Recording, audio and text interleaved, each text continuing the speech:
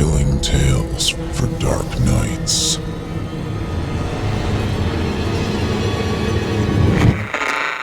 Want to make sure you never miss a Chilling Tales for Dark Nights video again? Be sure to subscribe and hit that bell to turn on notifications. Saturday. This sounds absolutely idiotic. I know you've all heard this kind of thing before. Someone thinks her house is haunted, everyone else assures her that she's just paranoid, and all kinds of terror and gore follows. It's the stuff of every campy B-list horror movie. But I swear on my life, I'm not crazy. No one believes me. But then I found this forum, and I think maybe someone can help me. Let me explain. I moved to Boston from Minneapolis about a month ago to start work as a postdoctoral fellow in a research lab at Harvard Medical School. See? I'm a smart person. I'm not crazy. I ended up living with a friend of a friend in her tiny apartment that's definitely not designed for two people. It's not old and decrepit like you see in the movies. It was probably built in the 1970s, and there's nothing scary about the building itself besides lead paint on the walls. However, I became uneasy the very first time I looked in the bathroom mirror. I was brushing my teeth when I thought I saw a flicker of movement behind me. I turned around thinking it must be my new roommate. She hadn't been there the entire afternoon while I was moving my boxes in, so I hadn't met her yet. I poked my head out the door to look for her, but she was nowhere to be seen. I shrugged and continued brushing my teeth, not thinking much of the moment, but feeling slightly on edge. The next few days were crazy, so I wasn't exactly sitting around staring at the bathroom mirror all day. I was getting accustomed to my lab, filling out mountains of paperwork, losing my ID card, and getting locked out of the mouse facility. You know, normal work stuff. It wasn't until a week later, when I decided to do some deep cleaning of the apartment, that I took a good look at the mirror again. And the mirror took a good look back at me. There I was, perched halfway on the sink and scrubbing the mirror with glass cleaner, when I caught a flash of movement and saw a face in the glass, like someone was standing right behind me. I inhaled sharply and fell off the counter, dropping the cleaning supplies with a huge clatter that sent my roommate running to see what happened. After explaining that I had just lost my balance and everything was fine, somehow I didn't think that babbling about mysterious phantoms in the mirrors was good roommate bonding material. I cautiously peered back into the mirror. There was nothing but my flushed and worried face. I mentally berated myself for being so stupid. I was a logical, smart scientist, not someone who fell for scary stories and believed in ghosts. I was just freaking myself out. Stress from work or something. Maybe I was sick. I started to sound eerily similar to Scrooge denying the reality of the ghost of Jacob Marley. Fast forward to later that night, when I woke up desperately needing to use the bathroom. Of course, after carrying out that task, I needed to wash my hands, which was located... You see where this is going. I tried to focus on nothing but my hands, but I couldn't help taking a peek at the mirror. And then I screamed loud enough to wake up the whole building. In the dim light, I could see a girl's face, reflected in the same spot I had seen it before, near the upper right-hand corner. Her pale skin was dull and pasty, and her hair was stringy and unkempt. She looked to be in her late teens, maybe 16 or 17.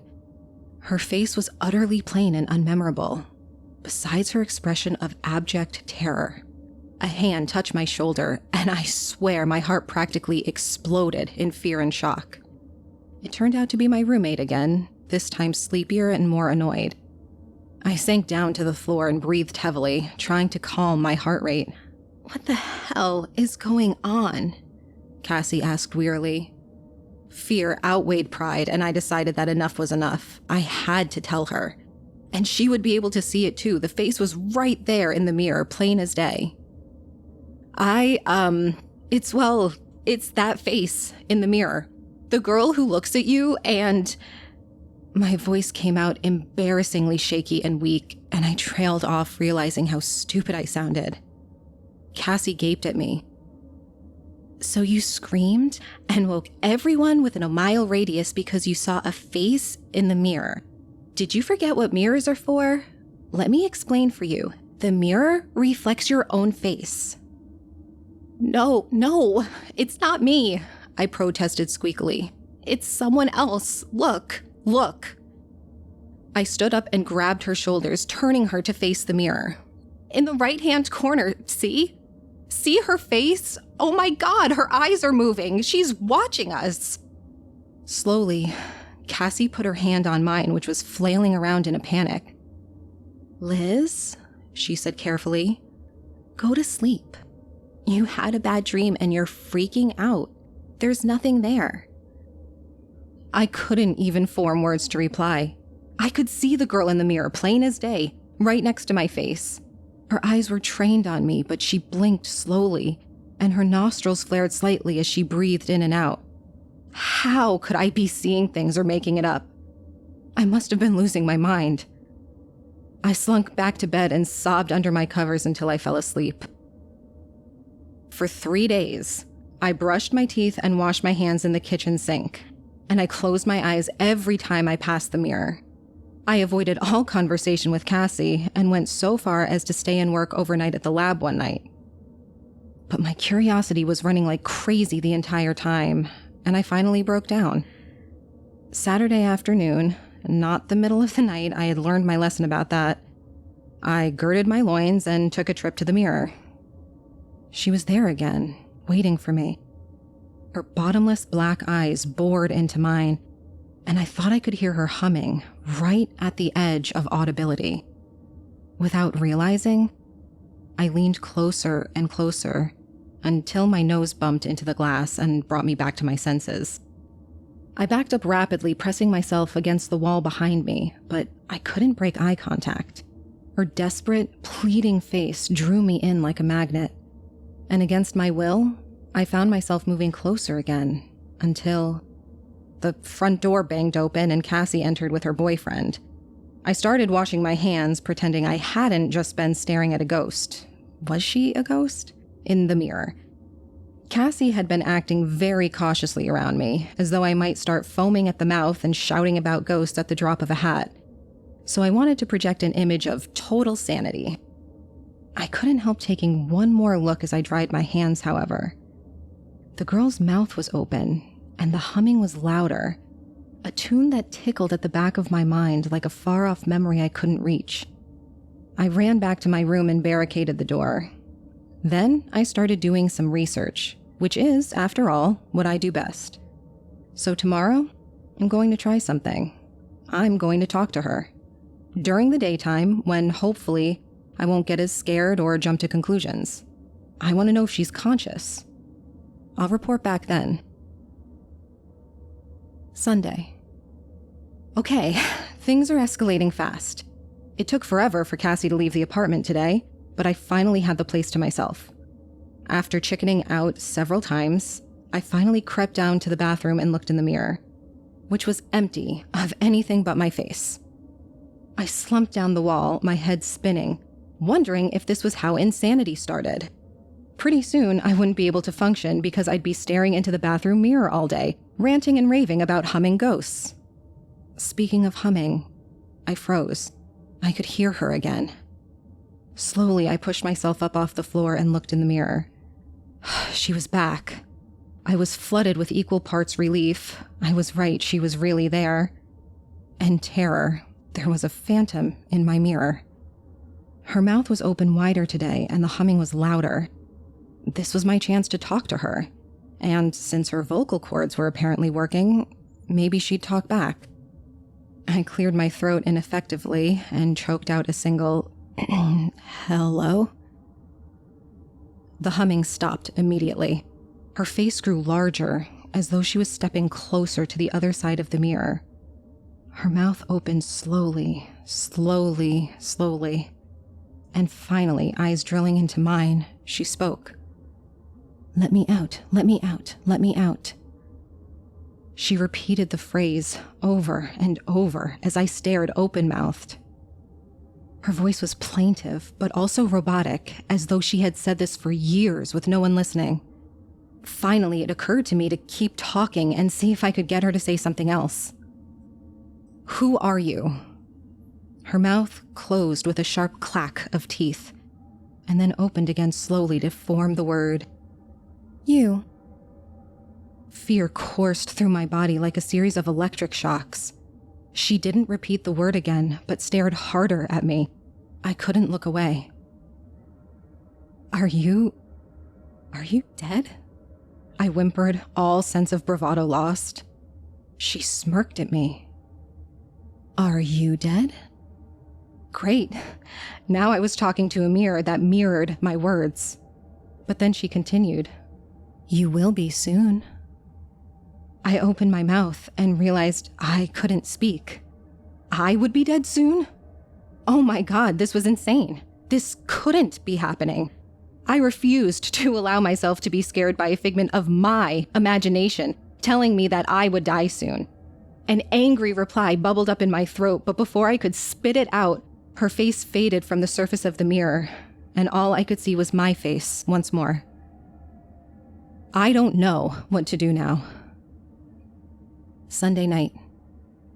I can hear her from my room. She hums or repeats, "Are you dead?" ad nauseum, or she takes a relaxing break by hissing my name over and over. Liz, Liz, Elizabeth. I have never hated my name so much. I can't believe Cassie supposedly can't hear this. I'm going to bed. This is insane. I'll tell you if anything happens tomorrow. Monday night. It's almost midnight, and I got home 2 hours ago. I stayed late at the lab. I'd like to say it's because of my superior work ethic and drive to succeed. But honestly, I was just afraid to go home. But then I started freaking out whenever I saw mirrors in the bathrooms at work. I guess if I'm going to be terrified by mirrors, I'd rather be terrified in a place where I can run and hide beneath my covers in under 60 seconds if the need arises.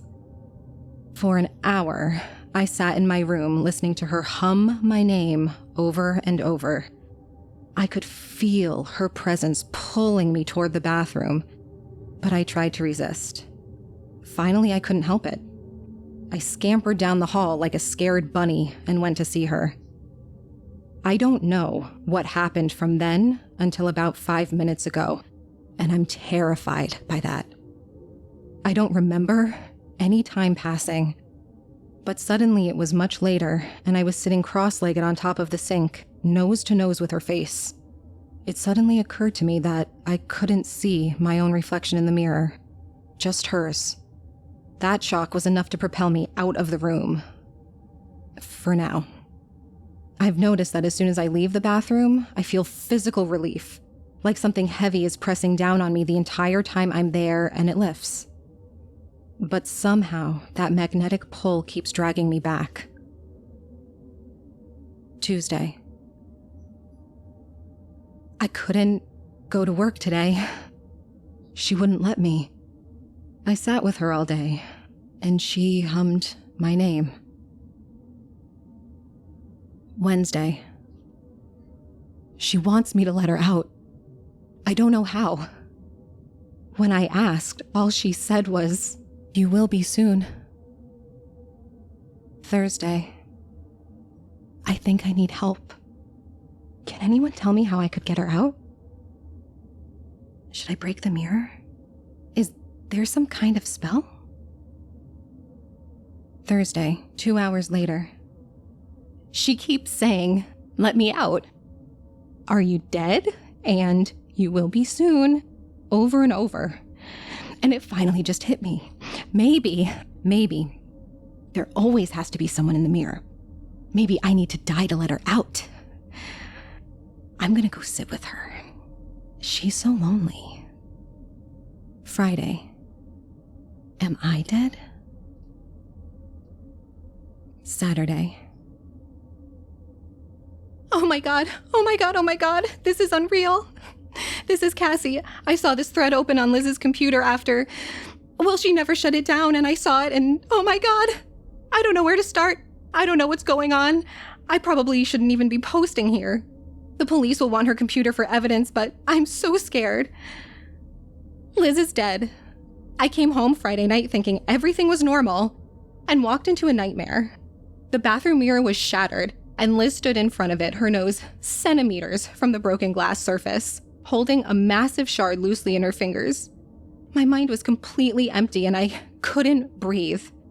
My ears rang, but underneath it all I could hear her humming her own name. Liz. Liz. She raised the shard of glass to her throat, and before I could know what was going on or could come to my senses enough to stop her, she sliced. There's a lot of blood in the human body, incidentally. Obviously, I'm not at home right now. It's a crime scene. I'm staying at my boyfriend's house. I haven't used the bathroom in 8 hours because I'm afraid to look in the mirror. But I don't know how much longer I can hold out. I don't know if anyone else is actually online right now, but if I don't reply for 10 minutes... Never mind. You can't even do anything. Wish me luck. Sunday. There are 2 girls in my mirror, and they sing my name through the walls. Cassie. Cassie. They ask me to let them out. I'm going to go sit with them. They must be so lonely. Am I dead yet? Chilling tales for dark nights.